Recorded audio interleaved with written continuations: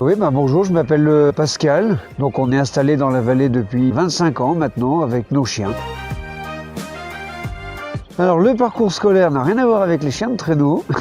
J'ai un BTS en industrie agroalimentaire. Et ayant goûté à l'animation, je voulais rester dans le secteur de l'animation.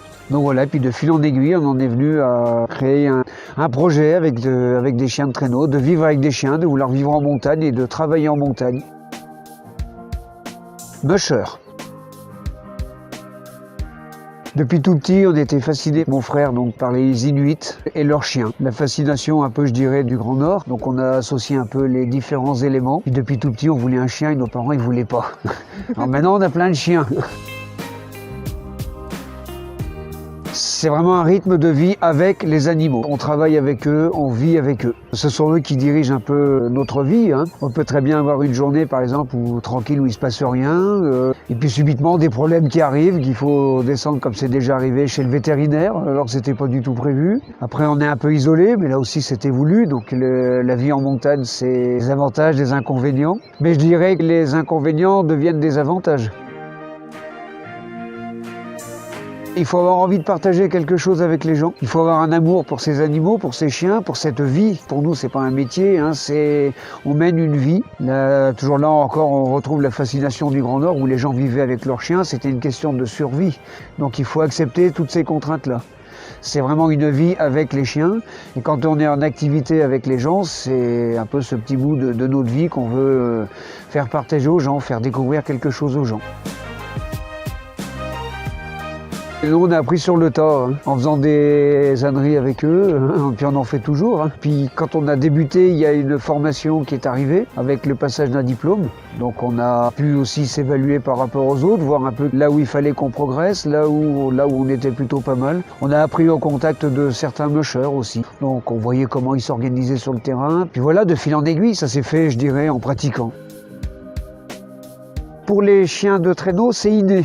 C'est une des choses qui caractérise ces chiens-là, justement, l'instinct de traction qu'il faut réveiller dès que possible. C'est en pratiquant que tout se fait. Puis les jeunes chiens apprennent au contact des adultes, petit à petit. Ce qui nous apprend à nous aussi à les connaître, voir comment ils sont à l'attelage, et pour ensuite leur trouver une petite place. On fait les choses naturellement.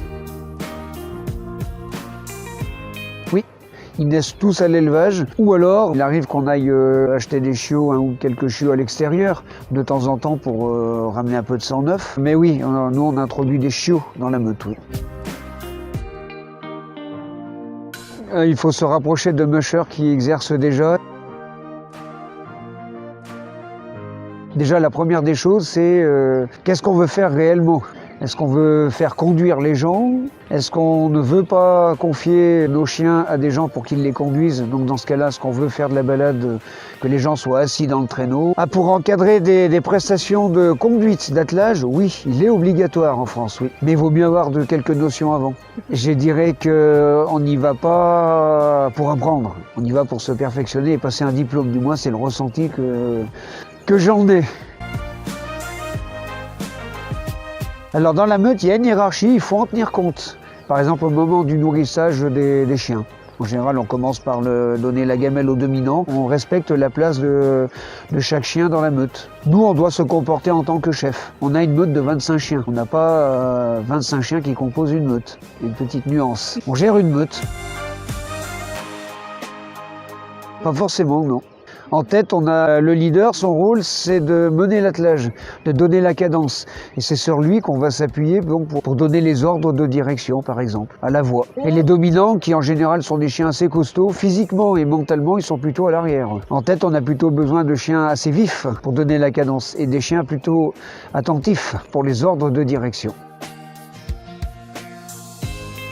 Les autres le suivent. Et nous, on travaille avec tous les chiens, mais en s'appuyant, comme je le disais, sur le leader. Mais les chiens doivent aller bien ensemble, évidemment. Ils doivent former une équipe, ce qui implique de bien les connaître, donc de vivre avec eux. Sachant que le musher, évidemment, en aucun cas ne se fait traîner par les chiens. Le musher, il fait bel et bien partie de l'équipe et il travaille avec ses chiens. Les chiens donnant leur confiance, et pas l'inverse. Oui, donc on est à deux et on en vit petit à petit, on en vit je dirais de mieux en mieux. On fait ça pour vivre d'une passion, on ne fait pas ça pour gagner de l'argent. comme en hiver, mais plus. C'est-à-dire que toute l'année, on propose aux gens de conduire un attelage, car l'activité, c'est bel et bien conduire un attelage de chiens pour emmener l'engin tiré par les chiens. Donc quand il y a de la neige en quantité suffisante, des traîneaux. Et quand il n'y a plus de neige en quantité suffisante, ou pas du tout, avec des cartes et des engins à 4 roues, des trottinettes, des engins à 2 roues ou 3 roues. Mais c'est le cœur de l'activité, contrairement à ce que croient beaucoup de gens, c'est bel et bien conduire des chiens d'attelage pour se déplacer. C'est pas une activité de neige ou hors neige, c'est un moyen de déplacement. Alors évidemment, l'été, je dirais qu'en termes de conditions, pour les chiens, c'est la saison la pire. Il fait chaud. Après l'été, on propose de la cani-randonnée, comme quasiment tous les mushers. La cani-randonnée, on fait visiter l'élevage aussi, certaines journées.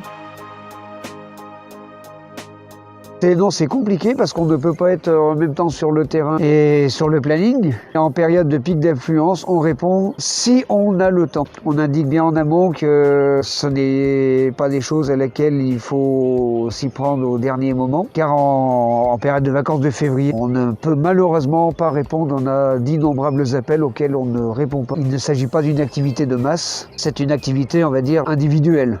Pour nous, un créneau, 6 personnes, on est complet. C'est pas une activité de consommation, de loisirs. C'est ce que les gens recherchent, justement. Alors le matin, on va voir si tout va bien dans les parcs. La petite gratouille aux chiens, le nettoyage, le nourrissage des chiots quand il y en a, les activités la journée, puis le soir, rebelote, nourrissage des chiens et compagnie. Sans oublier toute la partie, on va dire, plus administrative, la surveillance des mails, le contact avec les différents partenaires, préparer la saison suivante, comme en ce moment par exemple. Ça peut être très varié. Il y a la routine et des fois il y a des inattendus. Alors nous, ça n'a pas été très compliqué, on emmène en milieu ouvert, donc en plein air, peu de monde à la fois. En activité, chacun est sur son attelage, donc peu de contacts rapprochés entre les gens. Et on est tout petit, ce qui nous permet une très grande souplesse. En prévision d'un éventuel confinement qu'on nous annonçait toutes les 5 minutes, nous n'encaissions aucun acompte, par exemple. On fait simple, en fait, le plus simple possible. Alors là, pas trop, si ce n'est la perte de mon attelage une fois, il y a une quinzaine d'années je dirais. Après les explications, le briefing de départ, donc qu'est-ce que c'est qu'un attelage, comment ça fonctionne, comment il se conduit, etc. On attelle les chiens et puis au moment de partir, mon attelage qui a foutu le camp tout seul, donc sous le nez des clients qui évidemment se sont un peu moqués de moi. Bon, pas de panique, les chiens, ils ont fait leur boucle. Donc, on a commencé la balade. On a vu sur la route, au bout d'un moment, 2, 3, 4 voitures, comme un bouchon sur la route. On s'est regardé avec les clients, on s'est dit « Ah, je crois qu'on sait où sont les chiens ». En fait, ils revenaient au point de départ sur la route, avec leur traîneau derrière.